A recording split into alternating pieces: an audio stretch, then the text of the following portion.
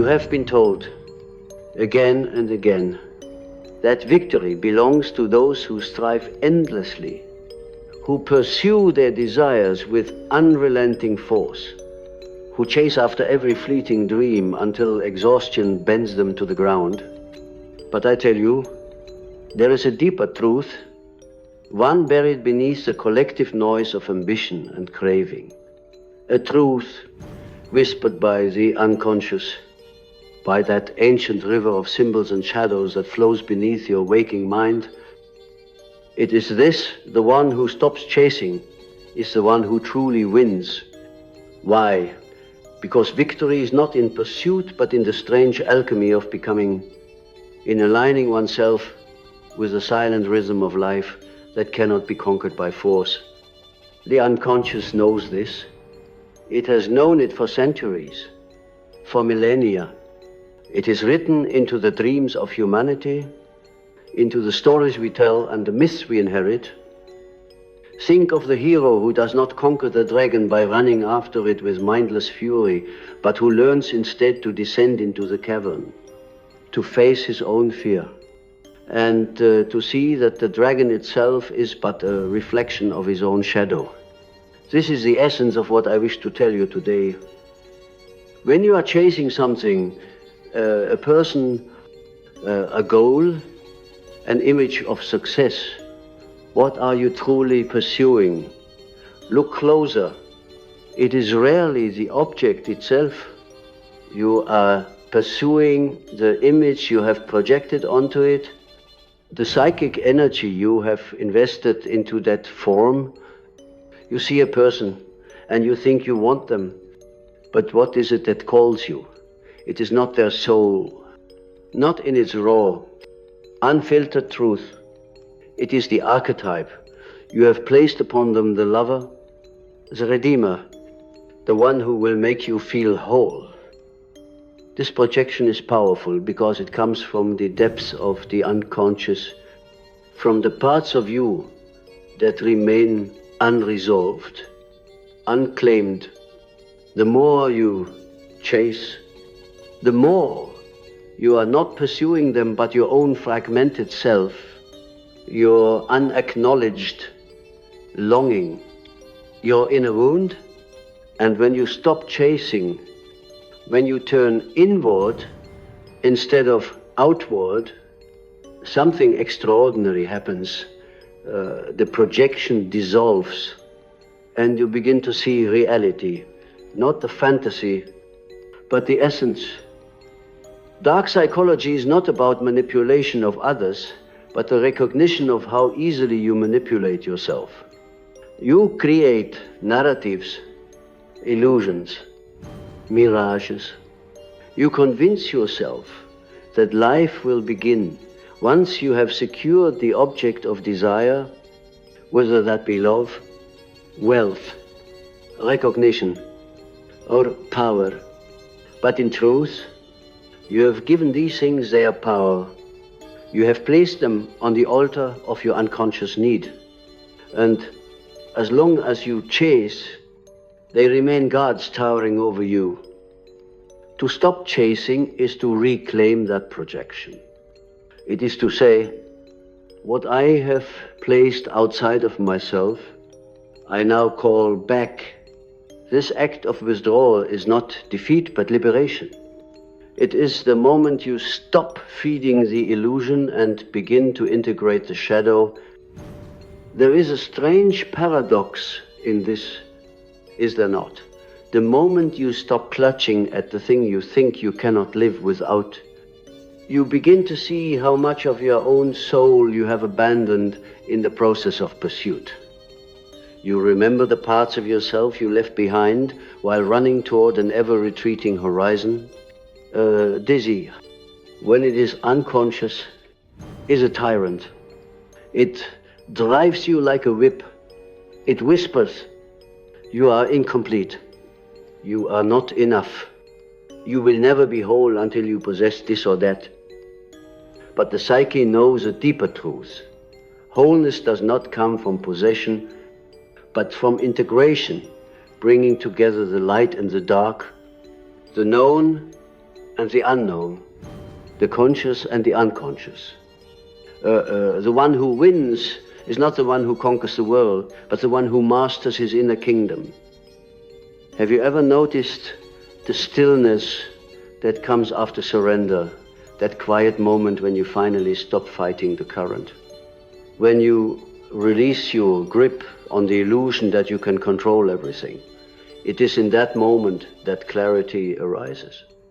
It is as if the unconscious, which had been pulling your strings from the shadows, finally steps forward and says, now you are ready to see. And what you see is that the chase was never about the object. It was about the energy of your own soul calling you back.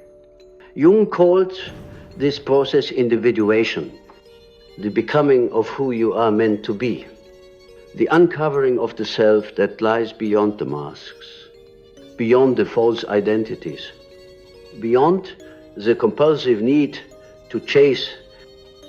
Dark psychology teaches us to observe the power dynamics between people, to understand how desire and fear shape relationships. But what is darker, more potent, and more insidious than the relationship you have with your own shadow? When you chase someone who is pulling away, when you grasp for validation from a world that withholds it, you are acting out an ancient drama of the psyche, the drama of the abandoned child, the unloved self, the archetypal wound. This is why stopping the chase is so powerful. It is an act of radical self-recognition. It is the moment you turn inward and say, I will no longer abandon myself to seek the love or approval of others. I will meet my shadow and I will embrace it. There is an energy in the chase that feels intoxicating at first. It is a thrill of pursuit, the rush of uncertainty, the feeling that something precious is just within reach.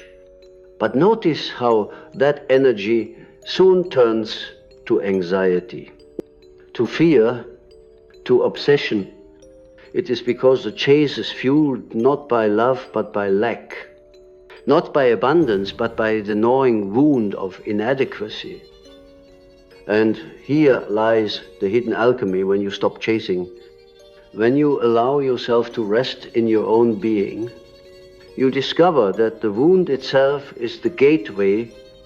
What you were trying to fill from the outside can only be filled from the inside.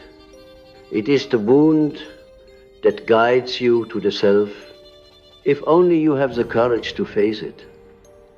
I have spoken often of archetypes, those primordial patterns of the human psyche that shape our lives in ways we barely comprehend.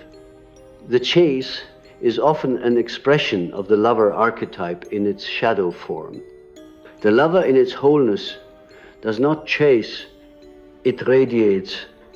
It is abundant, magnetic, creative. But when the lover falls into shadow, it becomes dependent, obsessive, yearning for something outside of itself to complete its being. This is where you must learn to turn the energy inward, to transmute the obsessive desire into creative force, into self-knowledge, into the kind of love that is not about possession, but about being. Think of the dreamer who spends their life running after a figure in a dream, a mysterious figure who always seems to vanish just before they can grasp it. This dream, like so many of our recurring dreams, is symbolic of the pursuit of the anima or animus, that inner opposite, or the part of ourselves we have not yet integrated. The more you chase this figure in the outer world, projecting it onto lovers, friends, mentors, or even enemies, the more it eludes you. But when you stop, when you turn to face the inner figure, when you ask, What do you want from me? What truth do you hold that I have been too afraid to see? Then the dream changes. Then the figure may finally speak, and in that dialogue, you reclaim the power you once gave away. Winning, in this sense, is not about triumphing over others. It is about transcending the unconscious patterns that keep you enslaved. It is about becoming whole. The person who stops chasing is the one who has understood that no one outside of them can grant them the fullness they seek. They have realized that the world is a mirror of the psyche, that every rejection, every moment of being ignored or overlooked is an invitation to turn inward, to see the parts of the self that have been left in the shadows. Consider for a moment the energy dynamics between two people, one who chases and one who withdraws.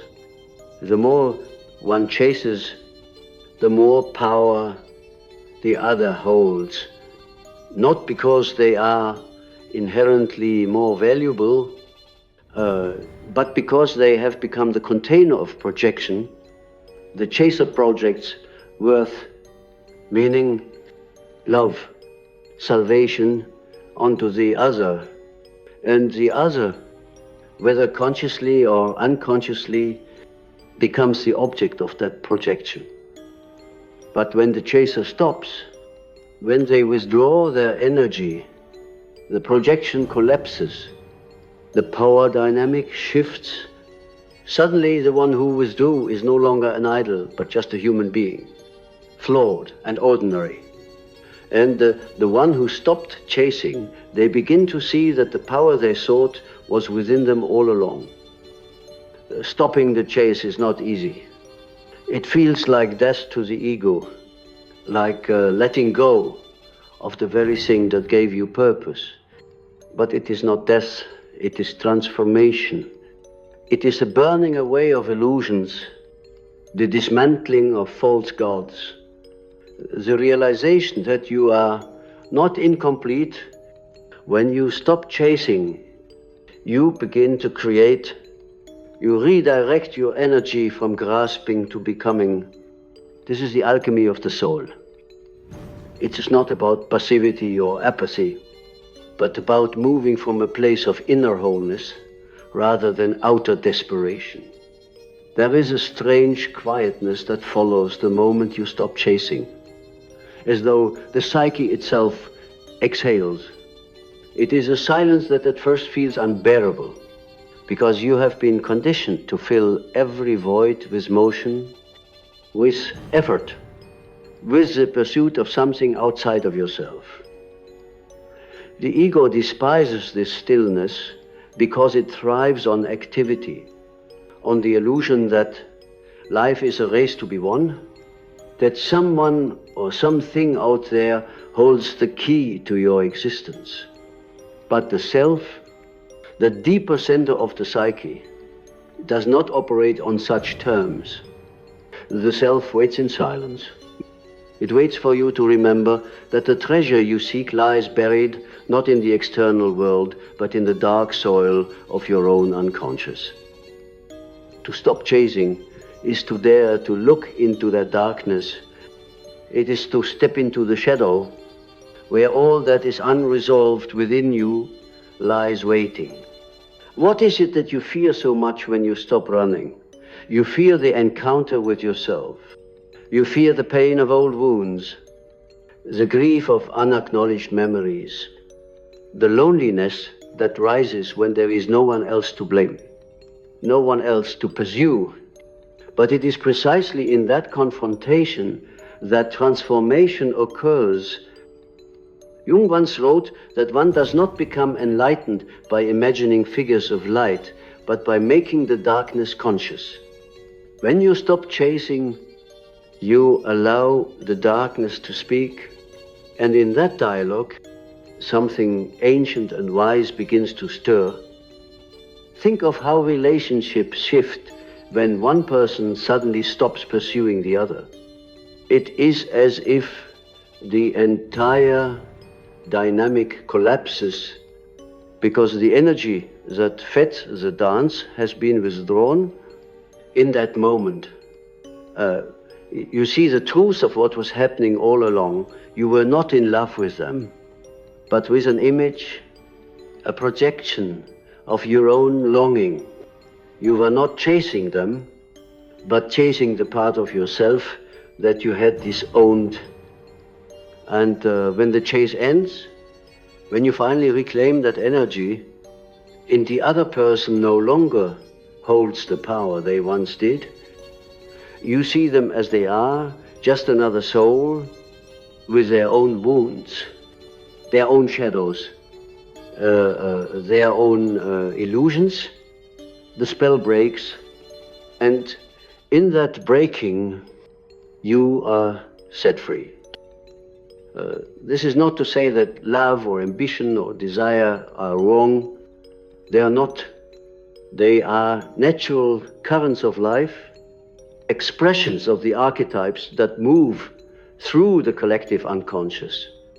But when they become unconscious, when they possess you, they turn dark, they twist into obsession, into control, into fear. The chase is a symptom of such possession. It is a lover archetype in shadow form, clinging to what it cannot hold, fearing abandonment because it has not yet learned to hold itself. To stop chasing is to allow that archetype to evolve, to rise from the depths and become whole again. It is to become the lover who radiates rather than clings, who creates rather than consumes. The moment you stop chasing is often the moment the world begins to respond differently to you. It is as though life itself senses the shift in your energy. What once eluded you begins to approach, not because of some trick or manipulation, but because you have aligned with the natural flow of the psyche. This is the paradox of desire. When you grasp at it, it slips away. When you let it go, it returns of its own accord. This is not magic. Though it feels like it is simply the way psychic energy works. Projection creates tension. Withdrawal of projection creates balance. The psyche seeks balance, as surely as nature seeks equilibrium. Let me tell you a story, a dream, perhaps, or a memory from the collective unconscious. A young man dreams that he's chasing a white deer through the forest. The deer is beautiful, luminous, almost otherworldly, and he feels that if only he can catch it, his life will finally have meaning. He runs and runs, but the deer is always just out of reach. Finally, exhausted, he collapses. And as he sits there in the silence of the forest, something extraordinary happens. The deer returns. It approaches him slowly, without fear. And he realizes that it was never the deer that ran, but his own restless heart that prevented him from seeing. This is the mystery of the chase. The thing you want most will come when you stop trying to possess it and instead become worthy of its presence.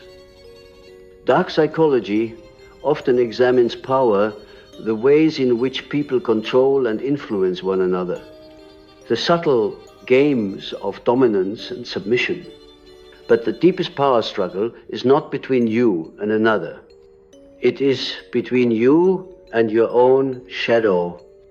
As long as you are unaware of this inner conflict, you will act it out with others. You will chase those who withhold. You will try to control those who mirror your own unconscious patterns, you will lose yourself in a labyrinth of projection and longing. But when you turn inward, when you face the shadow and make peace with it, you no longer need to play these games. You become whole, and in that wholeness, you become unshakable. There is something profoundly mystical about surrender. It is not resignation, as the ego fears, but a recognition of the deeper currents that shape your life. To stop chasing is to trust those currents, to trust that what is meant for you cannot be taken from you. And what is not meant for you will only wound you if you try to hold it. This is not fatalism, but wisdom. It is the wisdom of the self which sees beyond the ego's limited perspective. When you stop chasing, you are not giving up, you are giving over. You are surrendering to a process far greater than your conscious mind can comprehend. The chase is a symptom of disconnection from the self. It is a desperate attempt to fill the void left by that disconnection. You think you are chasing someone else, but really, you are chasing the lost parts of your own soul. The moment you realize this, the chase loses its power. You begin to ask different questions. Who am I without this pursuit? What am I avoiding by running after this illusion? What part of me have I abandoned that now cries out to be seen? These are the questions that open the door to transformation. They lead you down into the depths of the psyche, where the real treasure lies. I have seen many people who, after years of chasing love or success, finally come to this realization.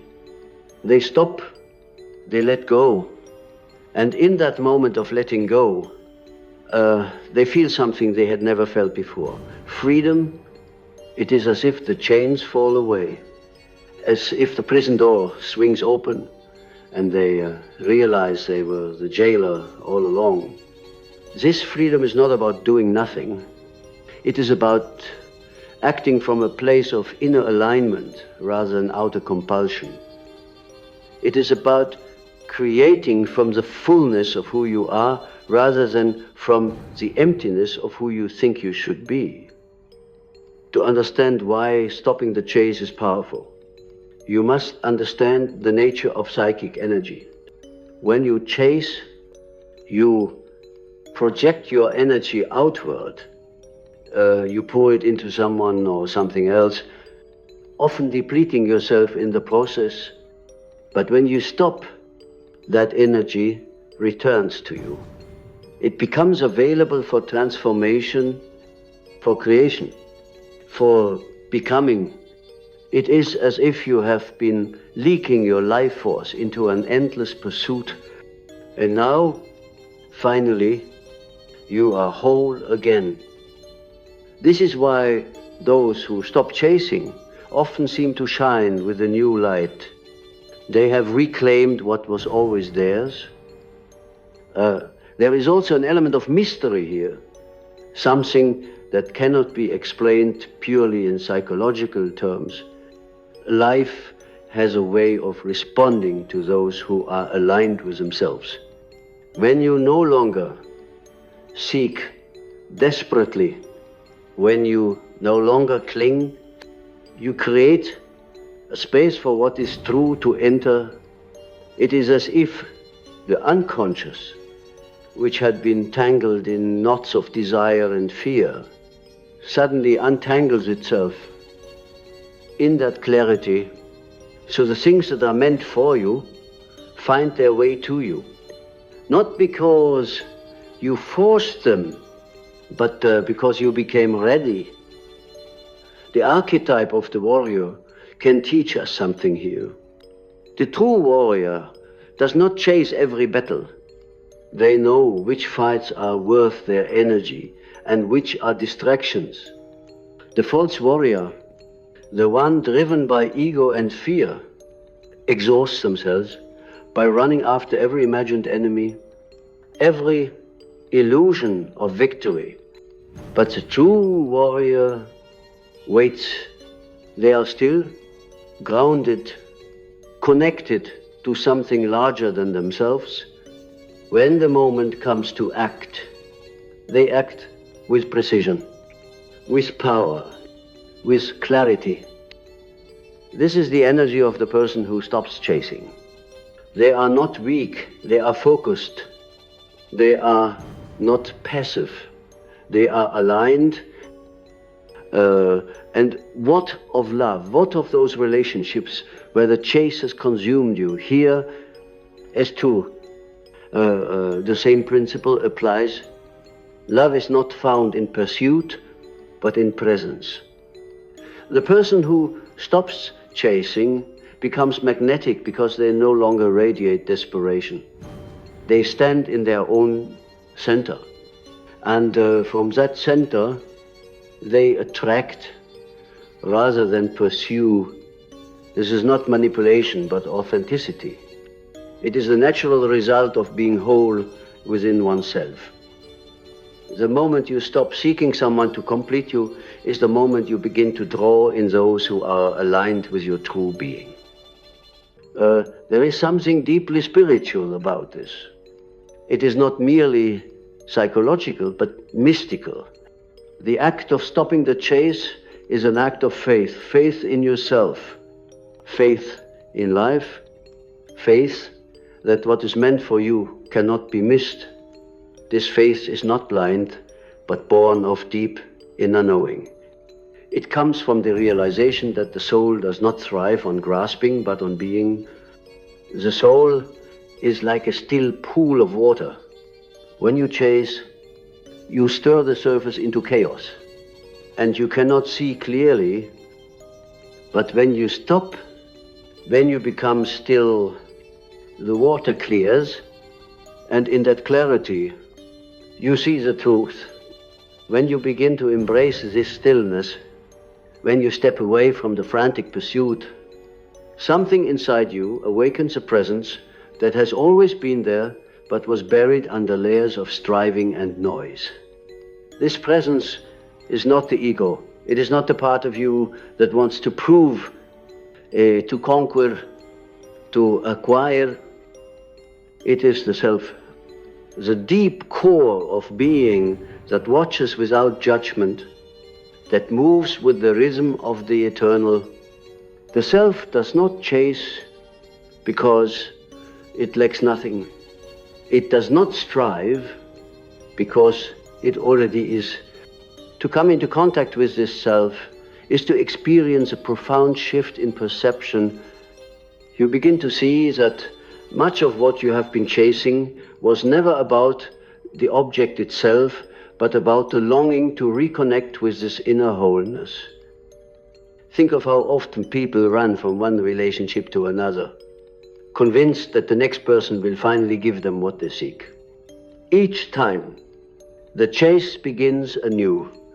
The thrill, the anxiety, the highs and lows of wanting something just out of reach.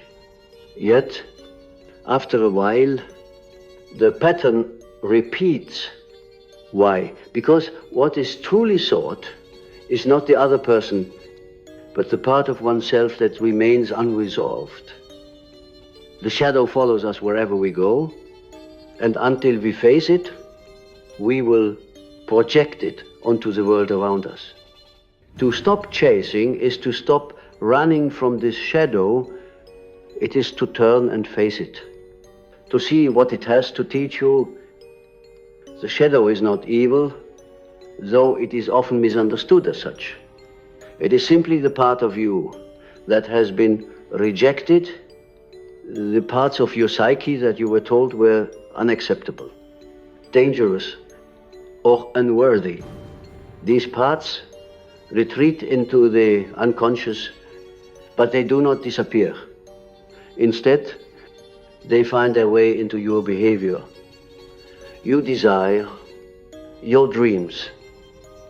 When you chase When you compulsively seek validation or recognition, it is often the shadow speaking a part of you that wants to be seen, to be integrated, to be brought back into the light. Stopping the chase allows you to meet this shadow, to ask it, what do you need from me? What have I neglected within myself? This conversation with the unconscious is the beginning of true healing. Consider how many dreams are filled with symbols of pursuit, being chased by something terrifying, or desperately trying to catch something that keeps slipping away. These dreams are mirrors of the psyche, showing you the dynamics at play within your inner world. When you analyze these dreams, when you look at the symbols through the lens of depth psychology, you see that they are not about external events, but about your relationship with yourself. The monster chasing you is often your own fear, your own repressed anger or sorrow. The object you cannot catch is often the elusive feeling of worthiness or love that you have placed outside of yourself. And the key to these dreams is always the same. Stop running, turn around, face what is chasing you. Or if you are the one doing the chasing, ask yourself, why? What is it that you believe you lack? What would happen if you simply stopped? In the stillness, new energy arises. Jung called this process the union of opposites, the integration of the conscious and unconscious. When you stop chasing, you create the space for these opposites to meet. The restless, anxious ego meets the quiet, eternal self. The shadow meets the light of consciousness, and from this meeting, something entirely new is born, what Jung referred to as the transcendent function, the synthesis that brings transformation.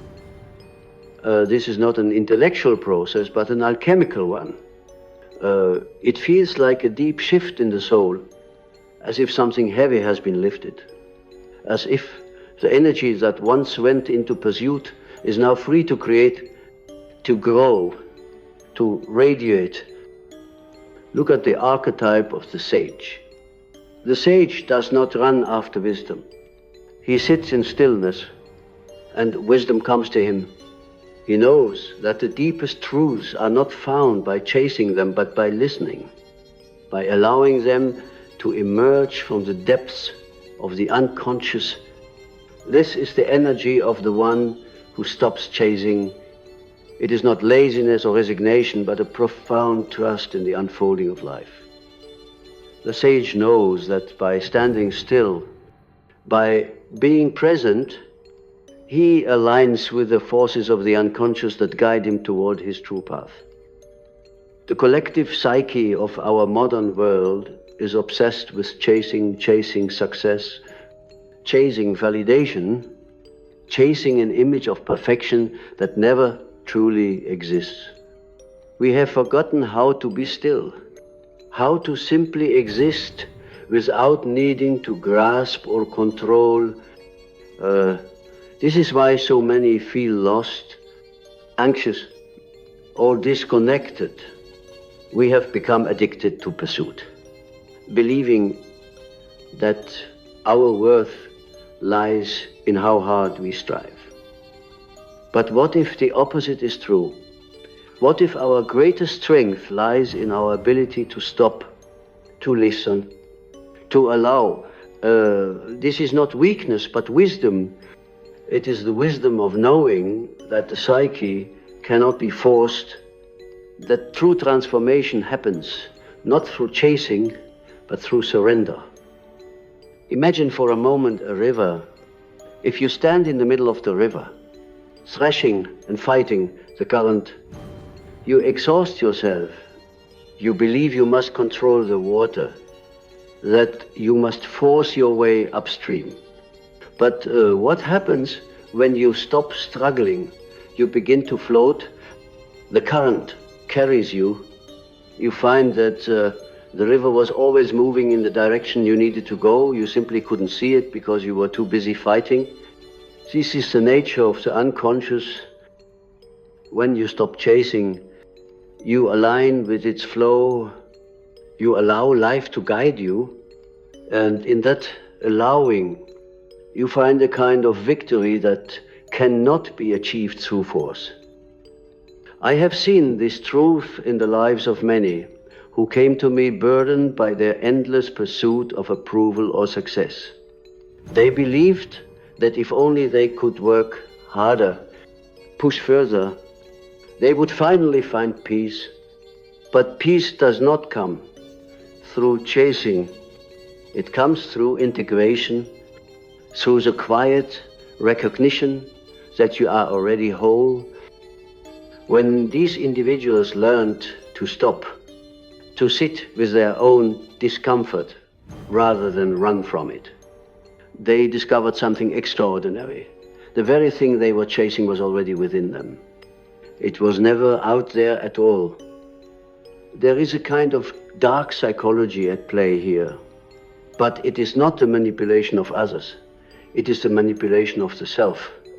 The ego convinces you that your worth is conditional, that you must chase love, success, or validation to be whole, but this is a lie.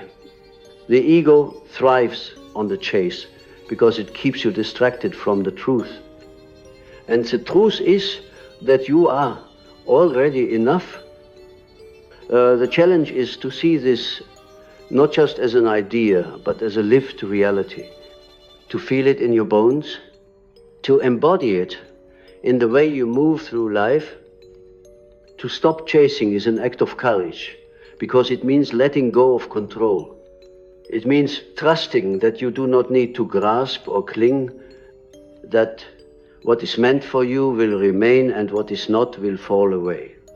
This is terrifying to the ego, which believes that control is the only path to safety, but when you finally let go, you discover a deeper safety, a safety that comes not from holding on, but from trusting the larger patterns of life.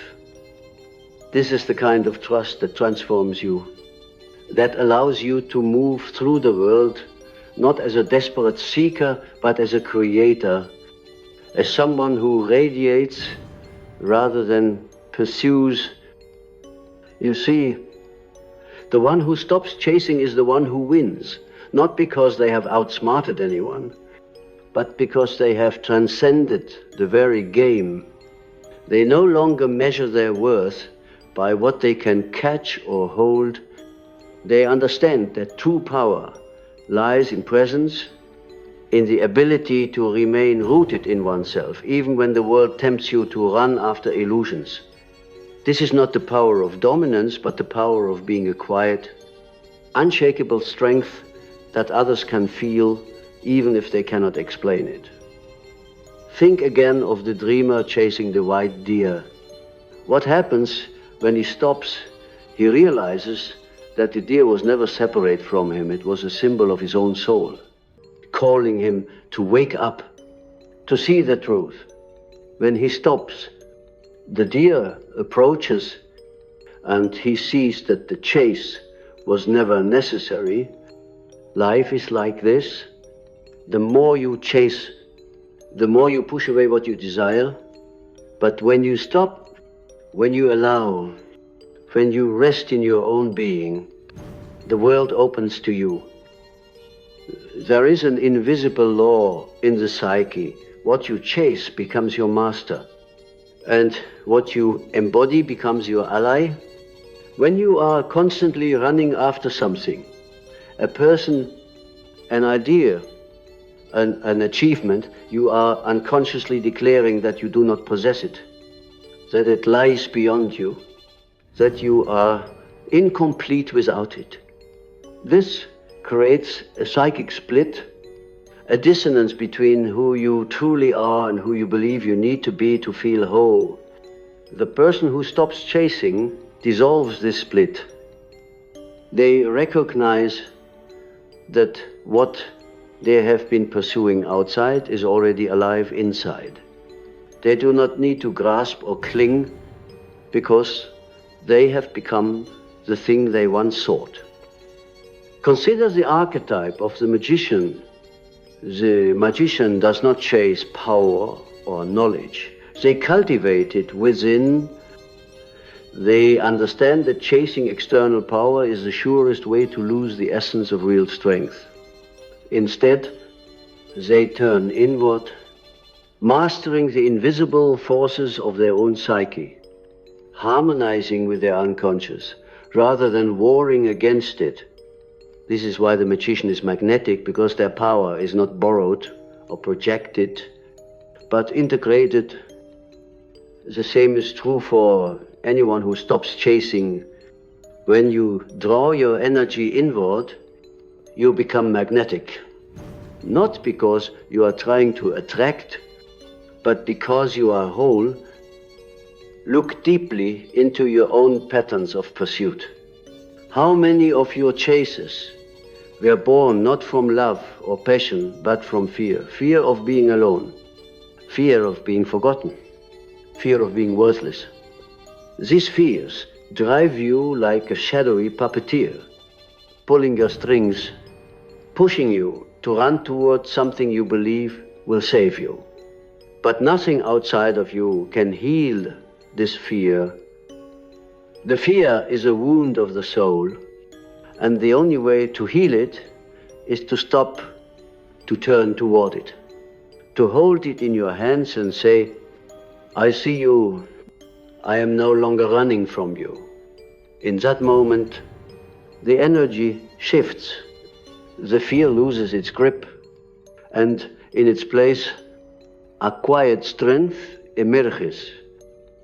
Dark psychology speaks of manipulation, of power games, of strategies to gain control over others. But the deeper, more subtle truth is that the most dangerous manipulation is the one you inflict on yourself. When you chase, you are caught in the illusion that your worth lies in the hands of someone else, in the outcome of an event, in the recognition of the world. You manipulate yourself into believing that without these things, you are nothing. But you are not nothing. You are a universe of archetypes, symbols, and infinite potential. You are more than the sum of your chases.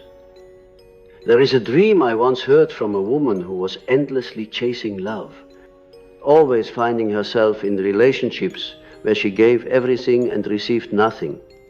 In her dream, she was running through a labyrinth, chasing a man who always stayed just ahead of her. No matter how fast she ran, he disappeared around the corner. Laughing, finally, exhausted, she stopped. She sat down and wept. And then, in that stillness, the walls of the labyrinth dissolved. The man vanished. She found herself in an open field, free and alone, under a vast sky. It was not loneliness. She felt then, but peace. The dream had shown her that the chase was the prison. The moment she stopped, she was free. To stop chasing is not to stop caring or desiring. It is to desire from a place of fullness rather than lack. When you desire from lack, you are trying to fill a void. When you desire from fullness, you are sharing your energy, your love, your creativity with the world. This kind of desire does not lead to obsession or exhaustion, but to creation and joy. It is the difference between trying to drink from a dry well and overflowing like a spring. The unconscious is always seeking balance. When you chase, You are pouring all your energy outward, creating an imbalance in the psyche. The unconscious will try to correct this, often through dreams, illnesses, or sudden life events that force you to stop and look within. These moments, though painful, are gifts. They are the psyche's way of saying, enough, turn inward, face what you have been avoiding. If you listen, if you heed this call, you will discover a depth of strength and wisdom that chasing could never give you. Think of the archetype of the king or queen. The true sovereign does not run after the approval of their subjects. They do not chase validation or recognition. They rule from within, grounded in their own worth, radiating authority without needing to prove it. This is what it means to stop chasing. You become the ruler of your own inner kingdom. You do not seek crowns from others, because you have placed the crown upon your own head. And paradoxically, it is when you stop seeking recognition that others begin to recognize you. This is why stopping the chase feels like winning. It is not about defeating anyone or proving anything. It is about stepping out of the game entirely. It is about realizing that the game was an illusion, a projection of your own inner conflict.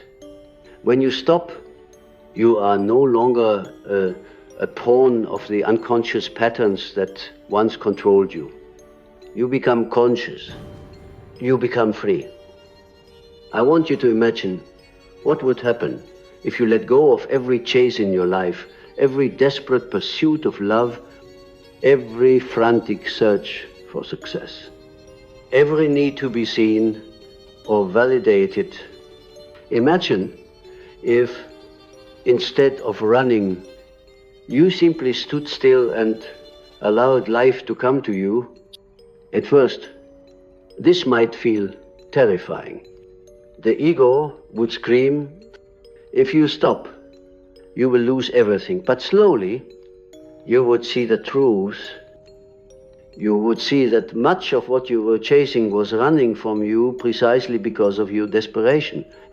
And you would see that when you stand still, when you are rooted in yourself, the right things begin to flow toward you naturally, without force. This is not a trick or a strategy. It is not a way to get what you want. It is a way of being. It is the way of the self, which knows that life is not a race but a dance, not a conquest but an unfolding. The one who stops chasing steps into this dance. They move not with desperation but with grace. They do not grasp but receive. They do not force but flow. The shadow of chasing is always fear. Fear that you are not enough. Fear that you will be forgotten. Fear that life will pass you by. But when you face this fear, when you sit with it and see it for what it is, you realize that it has no power over you. The fear dissolves, and in its place, you find a quiet confidence, a knowing that you're already whole. This is the kind of knowing that cannot be taken from you. It is the foundation upon which a life of meaning is built. There is a story from ancient mythology that captures this truth in the tale of Psyche and Eros. Psyche spends much of her journey chasing the love of Eros, enduring endless trials to prove her worth. But it is not until she surrenders, until she stops striving and accepts her own divine nature, that the love she seeks is truly hers. This myth, like all myths, is a mirror of the soul.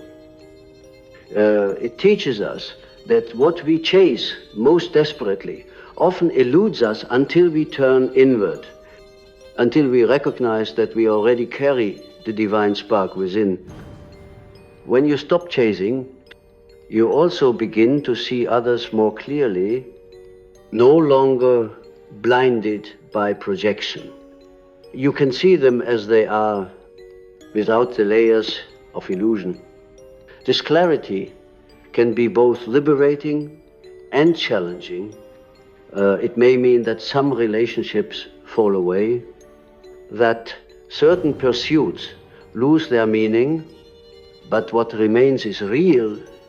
What remains is aligned with your true self.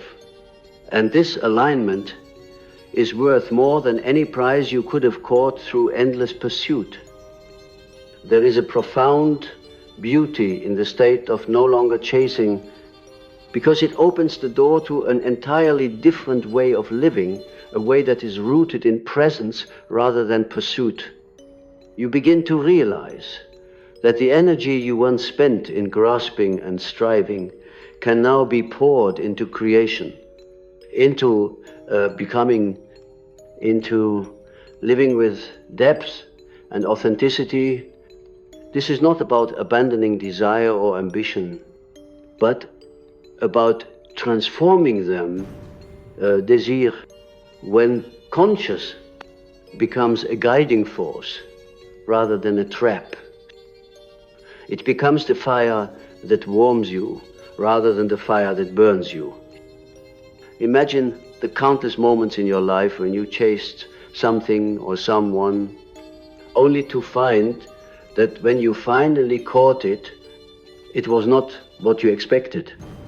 It felt hollow, empty, as though the true treasure had already slipped through your fingers. This is because the object of desire was never the point, it was the journey inward that mattered.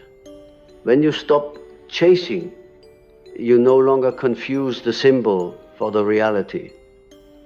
You begin to recognize that the external world is a reflection of your inner landscape. The people who appear, the opportunities that arise, the challenges you face, all of these are mirrors of your own psyche, calling you to awaken, to integrate, to grow. There is a sacred mystery in this dance between the conscious and the unconscious. The more you chase, the more the unconscious recedes, because it cannot be forced or conquered. But when you stop, when you allow space for the unconscious to emerge, it comes forward willingly, offering its wisdom in dreams, symbols, and quiet intuitions. This is why those who stop chasing often become deeply intuitive. They are no longer distracted by the noise of pursuit, so they can hear the subtle whispers of the soul. Think of the archetype of the hermit. The hermit withdraws not because they fear the world, but because they seek to know themselves. In the stillness of solitude, the hermit finds truths that cannot be found in the rush of society. The one who stops chasing enters this hermit's path, even if only for a time. They step away from the frantic noise and find the voice of the inner guide. This voice is always gentle, but it is powerful. It speaks not in demands or commands, but in symbols, in feelings, in sudden insights that shift the way you see everything. To stop chasing is to reclaim your own light. Every time you chase, you give a piece of yourself away. You give your power to the thing or person you pursue. But when you stop, you call this light back, you become radiant. And this radiance is what draws the right people and opportunities toward you. This is the great paradox. By not chasing, you attract. By letting go, you receive. By standing still, you move in harmony with life itself. I have often spoken about the process of individuation, the journey toward becoming whole, toward uniting the conscious. And the unconscious, the light and the shadow, stopping the chase is an essential step on this path. It is the moment you stop looking outside for the pieces of yourself and begin to gather them from within. Each time you notice a projection when you see someone as your savior, your enemy, your missing piece, you can ask, what part of me does this represent? What part of me have I given away in asking these questions? You begin to draw your energy back, piece by piece, until you are whole. This wholeness is not perfection. It is not about erasing all flaws or wounds. It is about embracing them, integrating them, seeing them as part of the greater tapestry of who you are. When you stop chasing, you give yourself the space to meet your wounds, to tend to them with compassion, rather than trying to cover them up with external validation. You begin to see that the chase was often just a way to avoid the deeper work, the work of facing yourself. There is also an incredible peace that comes with this realization. It is the peace of knowing that you do not have to force life, that you do not have to bend the world to your will. You begin to trust the natural rhythm of things. You trust that what is meant for you will come, not because you chased it, but because you are aligned with it. This alignment is subtle, but it is powerful. It is like tuning an instrument. You don't chase the note, you simply adjust until it resonates. Let us consider the archetype of the fool, the one who steps onto the path of life with trust, not because they have everything figured out, but because they are willing to experience, to learn, to grow. The fool does not chase because they understand that every step, every encounter, every moment is part of the journey. When you stop chasing, you become like the fool, not foolish, but open. You see life as an unfolding mystery rather than a goal to be hunted down. Think of how this applies to love. So many of us are taught that we must chase love, prove ourselves worthy, fight to hold on to it. But true love cannot be caught. It is not a prize but a presence. It arises naturally when two people meet in wholeness, when they are not projecting their wounds onto each other, but seeing each other as they truly are. When you stop chasing love, you open yourself to the kind of connection that is authentic, grounded, and real. You are no longer desperate to be chosen because you have chosen yourself. The same is true for success or purpose. Chasing success often leads to burnout, emptiness, and disillusionment. But when you stop, when you create from a place of alignment and passion rather than fear, success finds you in its own way. Purpose, too, is not something you catch, it is something you uncover. Something that emerges when you stop running and listen to what your soul has been trying to tell you all along. This does not mean that you never act, never pursue, never strive. Action is necessary, but it must come from a place of centeredness rather than desperation. The one who stops chasing does not become passive. they become intentional. Every action they take is rooted in clarity, in knowing who they are and what they stand for. This is why their actions have power. They are not trying to force outcomes, but are co-creating with life itself. You may wonder how to begin this process. How do you stop chasing when the world tells you that you must always strive, always want more, always be more? You begin by becoming aware. Awareness is the first step. Notice where your energy goes. Notice when you are chasing something with desperation. Ask yourself, what am I hoping to find? What fear is driving me? In asking these questions, you bring the unconscious into the light. You begin to see the patterns that have controlled you. And once you see them, they lose their power. Then you practice letting go. This is not a one-time event, but a daily practice. You let go of the need to control outcomes. You let go of the need to prove yourself. You let go of the stories you tell yourself about what you must achieve or possess to be worthy. Each time you let go, you return to the present moment. And in the present moment, you are free. Finally, you turn inward. You cultivate a relationship with your own soul. You listen to your dreams, to your intuitions, to the quiet voice within that is always guiding you. You tend to your inner world with as much care as you once gave to your external pursuits.